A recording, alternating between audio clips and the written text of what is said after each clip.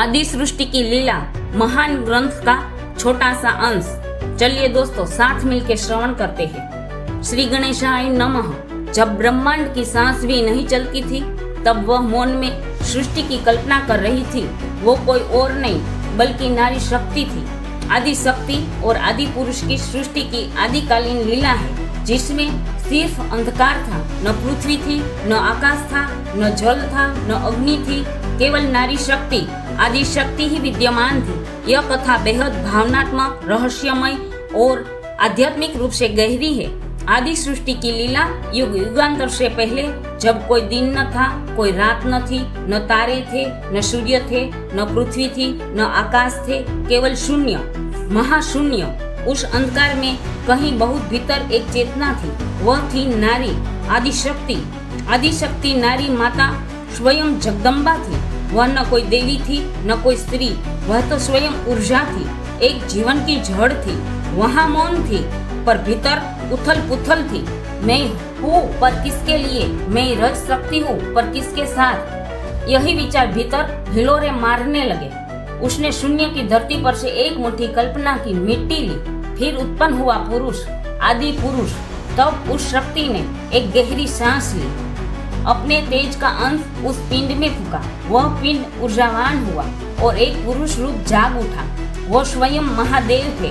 उनके केस जटाओं जैसे, उनका मौन अगाध और आंखों में सृष्टि का रहस्य था। आदि शक्ति ने कहा, हे पुरुष, तुम मेरी रचना हो, तुम मेरे ही अंश से जन्मे हो। चलो साथ मिलकर इस शून्य को भरते हैं, जीवन का संचार करते हैं, सृष्टि रचते हैं। वन, जीव, जल, अग्नि, मनुष्य आदि पर महादेव ने नमन किया और कहा, माता तुम मेरी जननी हो, मुझ में चेतना तुम्हारी है, मैं तुमसे उत्पन्न हुआ हूँ, फिर भला मैं तुमसे कैसे सहयोग कर सकता हूँ।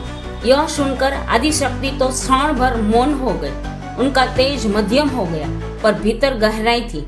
फिर महादेव ने बोला, यदि तुम चाहो तो स्वयं से एक ऐसी शक्ति उत्पन्न करो जो स्वतंत्र हो, मेरे समक्ष हो।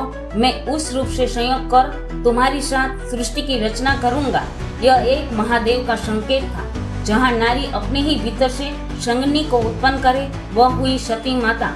सती माता का प्रागट्य आदि शक्ति ने अपने तेज से एक दिव्य नारी उत्पन्न की, सौंदर्य से भरपूर, सहज, कोमल पर अद्वितीय शक्तिशाली। वह कोई और नहीं, सती माता थी। वहीं से प्रारंभ हुआ शिव और शक्ति का प्रथम मिलन। यह कोई विवाह नहीं था, यह था ब्रह्म और प्राकृतिक का मिलन। जैसे आकाश और पृथ्वी, जैसे अग्नि और घी, जैसे शब्द और अर्थ। तब सृष्टि का आरंभ हुआ। वायु चली, अग्नि जली, जल बहा, पर्वत उभरे, वन फूटे, जीवन अंकुरित हुए। तो बस आरंभ तो है, सृष्टि की लीला तो अभी आरंभ हो रही है, क्योंकि शक्ति के बिना शिव शव है और शिव के बिना शक्ति अनियंत्रित ऊर्जा है। अगर आपने महादेव की लीला सुनी तो लाइक, कमेंट और सब्सक्राइब करो। तो मित्रों, आदिकाल की इस अद्वितीय लीला के बाद अगला रहस्य है ब्रह्मा, विष्णु और महेश की रहस्यमय उत्पत्ति। तो जुड़े रहो सोनल पटेल चैनल के साथ। कमेंट में जय विश्वम्भरी माता लिखना। दोस्तों के साथ शेयर करो। अगली लीला और भी रहस्यमय होने वाली है। जय शिव शंभू।